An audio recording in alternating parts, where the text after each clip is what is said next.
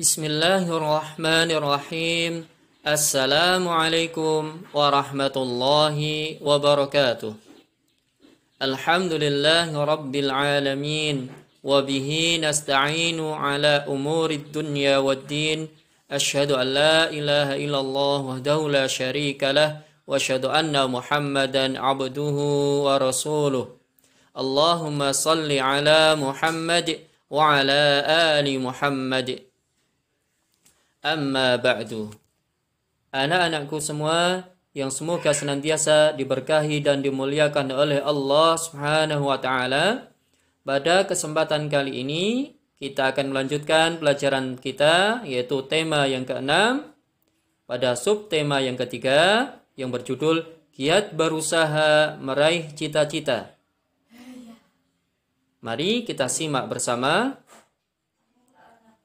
Yang pertama, pada pelajaran PPKN, persatuan dan kesatuan merupakan prinsip kebangsaan yang dipegang sejak dahulu oleh pendiri bangsa ini. Setiap daerah di Indonesia menghasilkan sumber daya alam yang berbeda-beda. Semua sumber daya alam itu dikelola oleh negara untuk kemakmuran rakyatnya, sehingga keragaman penghasil sumber daya alam akan memperkuat rasa saling membutuhkan antara satu daerah dengan daerah yang lain. Pelajaran Bahasa Indonesia, kita akan membahas deklamasi merupakan salah satu cara membaca puisi tanpa menggunakan teks. Yang biasanya pembaca puisi ini menghafal terlebih dahulu sehingga tidak perlu melihat teks ataupun naskah puisi. Membaca puisi memerlukan pelafalan yang jelas dan intonasi yang tepat. Selain itu, pemenggalan kalimat atau jeda juga harus diperhatikan sehingga puisi ini akan didengar dan dirasa lebih mudah difahami isinya. Contoh dalam menentukan jeda. Kau adalah penyelamat negeri. Ya, catatan tanda garis miring 1. Artinya berhenti sebentar untuk bernafas. Biasanya pada koma atau di tengah baris. Tanda garis miring 2. Ya, berhenti agak lama atau biasanya koma di akhir baris yang masih berhubungan dengan baris berikutnya. Sedangkan garis miring 3 berhenti lama sekali, biasanya pada titik baris terakhir atau pada akhir puisi. Mendeklamasikan puisi memerlukan persiapan yang baik. Selain menghafalkan baris demi baris, kita pun juga harus memahami makna puisi tersebut. Setiap orang bisa memiliki pemahaman yang berbeda terhadap makna puisi. Salah satu cara untuk membedakan makna puisi adalah dengan memberikan penekanan pada saat mendeklamasikannya. Pemberian tekanan pada baris puisi biasanya menggunakan tanda V. Perhatikanlah penggunaan tanda tersebut di bawah ini. Yang pertama, V, ya, satu huruf V menyimbolkan tekanan kata itu pendek sekali. 2 huruf V menyimbolkan tekanan kata agak pendek. 3 huruf V menyimbolkan tekanan kata agak panjang. Pelajaran IPA. Sumber daya alam mineral merupakan sumber daya alam yang tidak dapat diperbarui. Jenis sumber daya alam tersebut memerlukan waktu yang sangat lama dalam pembentukannya. Waktunya tidak sebanding dengan cepatnya sumber daya alam itu digunakan untuk kebutuhan hidup manusia. Sumber daya alam mineral yang dimaksud berupa batuan dan juga bahan tambang. Batuan ini dapat berupa pasir, tanah liat, dan juga semen. Bahan tambang berupa emas, besi, batu bara, minyak bumi, dan lain-lain. Sumber daya alam hayati berupa tumbuhan dan hewan yang menjadi sumber makanan manusia. Selain itu, tumbuhan dan hewan memiliki peran untuk menjaga keseimbangan alam. Bencana alam yang terjadi salah satunya karena keseimbangan alam yang terganggu. Contohnya banjir di kota Jakarta. Ini salah satu penyebabnya karena sungai-sungai yang tidak dipelihara, bahkan sering dijadikan tempat pembuangan sampah, sehingga air pun meluap ke pemukiman warga.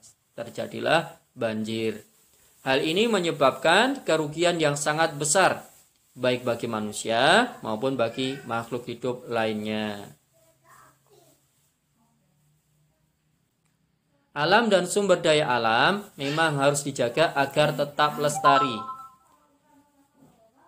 Semua orang dapat melakukan sesuatu untuk menjaga dan memeliharanya. Jika alam rusak, manusia dan makhluk hidup lainnya akan kehilangan tempat tinggal dan sumber kehidupan. Oleh karenanya, manusia harus berusaha menjaganya. Salah satunya adalah dengan mengkampanyekan usaha sederhana memelihara lingkungan melalui poster.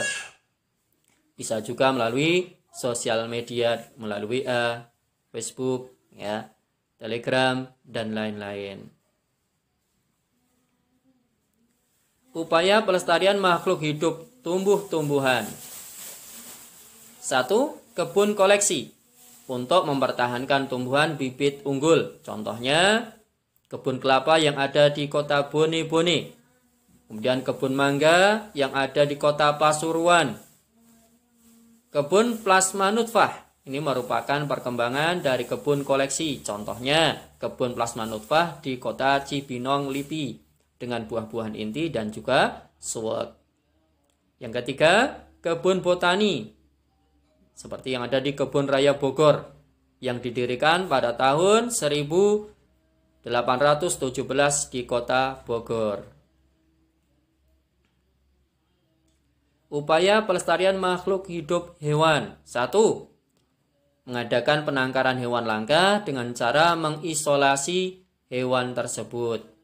Yang kedua, mengambil telur-telur hewan untuk dibantu menetaskannya. Yang ketiga, memindahkan hewan langka ke tempat yang lebih cocok. Yang keempat, membuat undang-undang mengenai perburuan agar tidak berburu secara liar, sehingga hewan ini tidak mudah punah. Yang kelima, menindak tegas para pelanggar hukum dengan sanksi hukum yang berlaku agar mereka jera tidak melakukan perburuan secara liar lagi. Pelajaran IPS, peta tematik. Tematik yaitu peta yang berisi informasi khusus. Misalnya, peta persebaran sumber daya alam berupa tumbuhan, ya, contohnya tanaman pangan, tanaman industri, dan juga hutan. Dan peta persebaran sumber daya alam berupa hewan, baik itu hewan liar maupun hewan ternak. Tanaman pangan, contohnya padi, palawija, sayuran, dan juga buah-buahan. Tanaman industri, misalkan tebu, karet, kopi, teh, kelapa sawit, tembakau, dan juga kopra. Tanaman di hutan diperlukan untuk mencegah terjadinya banjir, juga tanah longsor. Selain itu juga menyimpan cadangan air dan sebagai tempat perlindungan hewan. Hewan liar, yaitu hewan yang tinggal di hutan atau yang tinggal di taman-taman nasional untuk dilindungi dari kepunahan. Hewan ternak dipelihara atau diternakkan untuk memenuhi kebutuhan manusia. Contohnya ayam, itik, sapi, udang, dan juga domba. Sumber daya alam yang tersebar di Indonesia, contohnya minyak bumi, batu bara, tembaga, besi, timah, kapur, yodium, asbes, marmer, dan belerang, dan lain-lain. Ini saja yang bisa kita sampaikan pada kesempatan kali ini. Semoga memberikan manfaat. Barakallahu fikum. Mohon maaf atas segala kekurangan dan kesalahan.